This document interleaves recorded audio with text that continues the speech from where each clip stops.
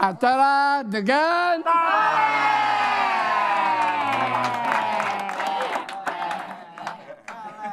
perasaan tugasnya cuma main musik gitu.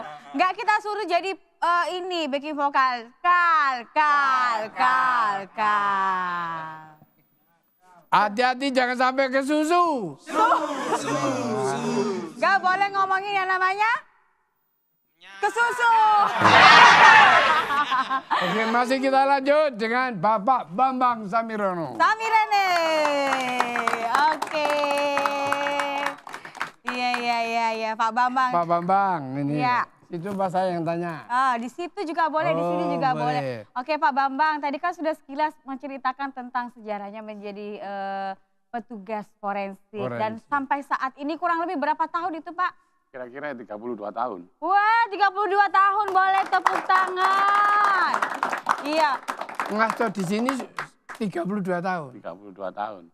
Oh, enggak ada pensiun, Pak? Ini sebentar lah, ini sebetulnya saya sudah masa pensiun, sudah kurang 1 tahun. Oke. Ini ngomongin tentang pensiun Pak Bambang, berarti Pak Bambang tentunya sudah ada penerus ataupun memberikan ilmu-ilmunya kepada putranya atau ponakan. Atau mungkin petugas atau yang lainnya yang ada di tempat pekerjaannya, begitu Bapak? Ya, jadi gini, ini pekerjaan ini ya sebetulnya pekerjaan yang istilahnya sulit untuk digantikan ya. Untuk mencari pengganti, banyak perawat-perawat di sana itu ditarik untuk masuk ke bagian kamar mayat itu jarang ada yang mau. Jadi kita harus mengader siapa yang mau, siapa yang Jadi sementara ini masih ada anak-anaknya karyawan situ. Jadi tidak ada yang istilahnya punya gelar S. Pokoknya yang punya gelar tidak mau, saya kira yang di situ itu. Karena itu pekerjaan sebetulnya pekerjaan yang baik ya. Tapi ya tidak tahu. Betul. Antisipasinya orang itu bagaimana kok. Betul. Mungkin ya. Butuh panggilan jiwa, keikhlasan dan juga mental, begitu. Soalnya di situ juga ya melayani orang-orang yang meninggal, orang bambung, orang-orang yang terlantar di jalan-jalan itu kita yang semua yang memakamkan. Jadi kalau ada orang meninggal di jalan, di selokan, di sungai yang sudah bengkak-bengkak itu dibawa ke situ, dikenali lagi begitu ya Pak Bambang ya. Dilakukan pemeriksaan sama dokter forensik untuk diketahui sebab kematiannya kenapa, apa betul karena tenggelam atau karena sakit atau karena unsur lain. Nah, setelah itu kemudian dirapikan lagi, dijahit, kemudian dimakamkan. Yang untuk memakamkan ya kita ini yang jahit juga tenaga seperti saya ini. Berarti secara gambarannya itu tugasnya itu mulai dari awal, pembedahan, kemudian melihat. Ya. Iya. Apakah ada kerjasama antara petugas kepolisian atau petugas yang mana gitu?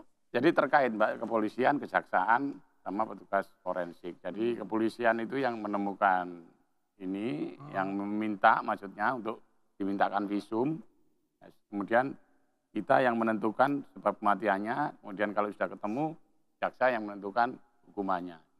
Jadi saya selama 32 tahun itu di situ ada pengalaman, katanya orang mati hidup lagi, ada memang. Oh, iya. Seperti itu Pak? Ya mungkin meninggal karena mungkin mati suri atau bagaimana istilahnya mati suri. Atau meninggalnya bohong-bohongan gitu? Ya. Contohnya gini, dulu saya waktu dinas malam, di bundaran Warutol itu ada orang kecelakaan, perempuan ya. Kan di situ tempat mangkalnya zaman dulu itu BTS sama. Mr. Don pernah nongkrong di bundaran Warutol. Iya. Langganan. Saya seumur-umur belum pernah di bundaran Waru. Oke, lalu. Tapi di Rangkah. Rumah sama gendero. Monggo Pak, lanjut Pak. Di situ ada perempuan yang menjajakan, kalau katanya polisi ini, menjajakan seks. Di situ ditabrak mobil. Ditabrak mobil, setelah ditabrak mobil sudah meninggal, nunggu ambulan kan ditaruh di rumput-rumput itu, nunggu kendaraan yang untuk membawa ke rumah sakit Dr. Sutomo. Sudah ada 1 jaman mungkin perjalanan sana. Setelah dibawa ke sana, ke kamar jenazah, kemudian saya pindah ke Blangkar. Dari ambulan saya pindah ke Blangkar. Dan nunggu paginya. Nah, menunggu paginya jam 2 malam itu, Saya bawa ke kamar pendingin. Iya. Saya geret gini ke kamar pendingin, saya buka dan masukkan gini. Tangi. Ternyata dia bangun. Bangun gitu, ini kan sudah membendol berdarah. Ya bangun itu duduk juga gini, cuma gini sama lidahnya itu ngambil darahnya itu. Aduh Tuhan. Loh Mbak, dia diem aja. Terus saya lari. Saya lari manggil teman saya. Namanya lari. Londong. Jadi sebetulnya saya enggak takut. Saya enggak takut. Cuma lari manggil teman saya yang senior. Namanya Om Freddy, orang Belanda itu. Om, perempuannya tadi kok duduk bangun. Iya, masa sih Bang? Mungkin dia haus Pak. Ya tahu. Terus sama Om Freddy, iya. Saya menghampiri ke kamar pendingin. Dilihat ini, ditanya sama Om Freddy, ditidurkan lagi.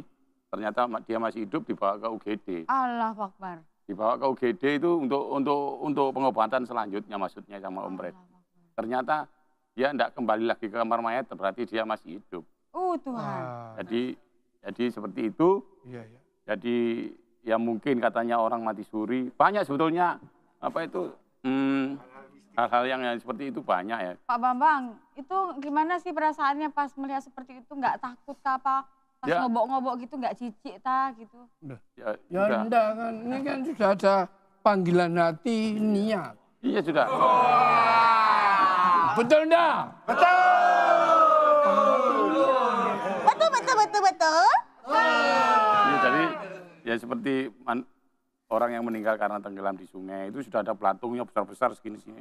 Jadi Tuhan. Untuk mengetahui umurnya jenazah itu ya dari belatungnya itu. Kalau belatungnya lebih besar, jenazah itu sudah lama meninggal. Kalau masih kecil-kecil, ya berapa hari gitu.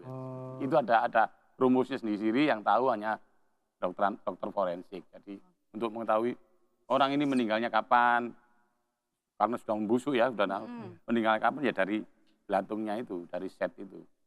Nah itu diperiksa oleh dokter forensik, kemudian ditentukan meninggalnya kemarin. Ada rumusnya. Pak Bambang, nanti kita akan jelaskan itu bagaimana proses kerjanya kalau kita pengen mengetahui lebih dalam lagi tentang orang yang meninggal tadi yang disebutkannya. Tapi jangan kemana-mana ya pemirsa, karena tentunya kita akan kembali lagi setelah yang mau lewat satu ini. Tetap di Degan. Acara Degan.